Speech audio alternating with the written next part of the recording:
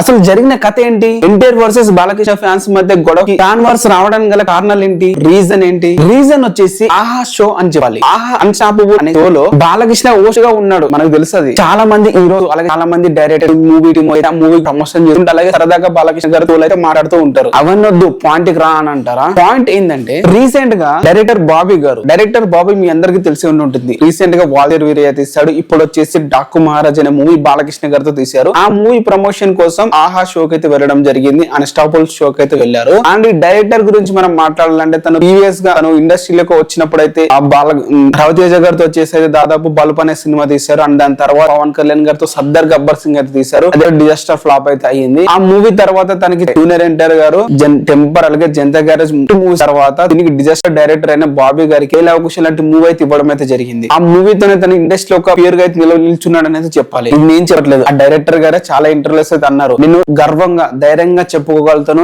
జయలవకుశ లాంటి మూవీ నేను తీసానని చెప్పి వేరే ఎవరి దగ్గరికి వెళ్ళి మూవీ అడిగేటప్పుడు అని చెప్పి చాలా ఇంటర్వ్యూలు అయితే చెప్పని వచ్చారు. దాంతో ఎందుకు చెప్తున్నారు అంటే ఇదంతా పాయింట్ రిలేట్ అయ్యే ఉంటుంది. అయితే ఆహా షోలో అన్స్టాపబుల్ షోలో డైరెక్టర్ బాబీ గారు కొన్ని క్వశ్చన్స్ అడుగుతూ ప్రీవియస్ గా వర్క్ చేసిన హీరో రవితేజ గారు, పవన్ కళ్యాణ్ గారు, అలాగే నాగ చైతన్య గారు, అలాగే వెంకటేష్ గారు అండ్ బాలకృష్ణ గారు వాళ్ళందరూ పిక్ చేసి వాళ్ళతో వర్క్ ఎలా ఉందని చెప్పడం అయితే జరిగింది. సో వీళ్ళందరితో క్వశ్చన్ అడిగారు తన ప్రీవియస్ మూవీస్ కాబట్టి. తన లైఫ్ నిలబెట్టిన మూవీ అయిన జయలవకుశ డైరెక్ట్ చేసిన బాబీ గారు జూనియర్ ఎన్టీఆర్ గారి మూవీని అసలు అక్కడ పోస్టర్ వేయలేదు. అలాగే జూనియర్ ఎన్టీఆర్ గారి ప్రస్తావన కూడా తీసుకొని రాలేదు అక్కడ. సో ఇక్కడ వచ్చేసి అయితే కొంతమంది ఫ్యాన్స్ వచ్చేసి ఆహా టీమ్ అయితే ఇంత ఆర్టిఫిషియల్ గా మీరు ఎలా ఆర్గనైజ్ అయితే చేస్తున్నారు? జూనియర్ ఎన్టీఆర్ గారు జయలవకుశ మూవీ బాబీ గారికి ఇవ్వకపోతే ఈ రోజు ఇండస్ట్రీ ఉండేవారా అని చెప్పి ఒక విధంగా కొంతమంది ఫ్యాన్స్ ఆహా టీమ్ కి అయితే క్వశ్చన్ చేయడం అయితే జరిగింది. ఆహా టీమ్ కి క్వశ్చన్ చేసిన వెంటనే అది బాలకృష్ణ గారు ఎన్టీఆర్ ఫ్యాన్స్ వర్సెస్ అలాగే బాలకృష్ణ ఫ్యాన్ వార్స్ అయితే ఒక దారి అయితే తీసిందని చెప్పాలి. అయితే మనందరికీ తెలుసు ఆహా షోలోని అన్స్టాపబుల్ ఇప్పటి వరకు జూనియర్ ఎన్టీఆర్ గారు ఇప్పటి వరకు ఏ ఎపిసోడ్ లో కానీ ఏ సీజన్ లో కానీ తీసుకొని అయితే రాలేదు. తీసుకొచ్చే ప్రయత్నాలు కూడా చేయరు. ఎందుకంటే బాలకృష్ణ గారు ఉన్నారు కాబట్టి. బాలకృష్ణ గారికి జూనియర్ ఎన్టీఆర్ అంటే పడదని చెప్పి మన అందరికీ తెలుసు. చాలా పబ్లిక్ గా కూడా మనం చాలా వీడియోస్ అయితే చూసాం. మళ్ళీ ఇంకోసారి అయితే పబ్లిక్ అయితే మరొకసారి అయితే ప్రూవ్ అయితే అయింది.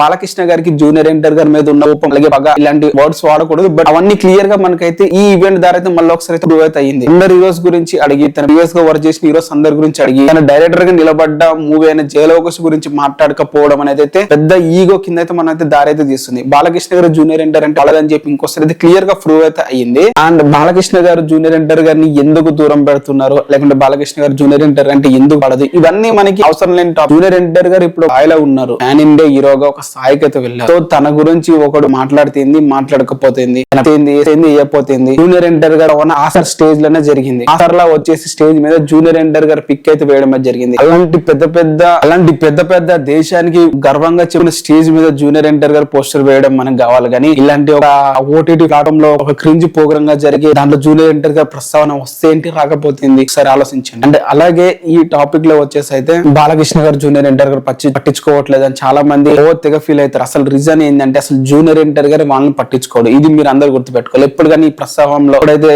ఎలక్షన్స్ క్యాంపెయిన్ తర్వాత జూనియర్ ఎన్టీఆర్ గారు ఒకసారైనా వాళ్ళని తీసుకొని వచ్చాడు, తీసుకొని రాడు కదా. సో తనకి అభిమానం హీరో ఉండొచ్చు, అభిమానం హీరో, కానీ బయట వచ్చేసి తనైతే వాళ్ళని ఎప్పుడైతే జూనియర్ ఎన్టీఆర్ గారు లేడు, సొంత బ్రాండ్ తో ఎదిగాడను. తనని ఎవరు తక్కువ చేయాలనుకున్నా కూడా అది సాధ్యమైతే కాదు. సో ఇది టాపిక్ చెప్పాలనుకుంటున్నాను. మీకు క్లియర్ గా అర్థమైంది అనుకుంటున్నాను. వీడియో లైక్ చేసి ఛానల్ సబ్స్క్రైబ్ చేసుకోండి. And thank you for the watch.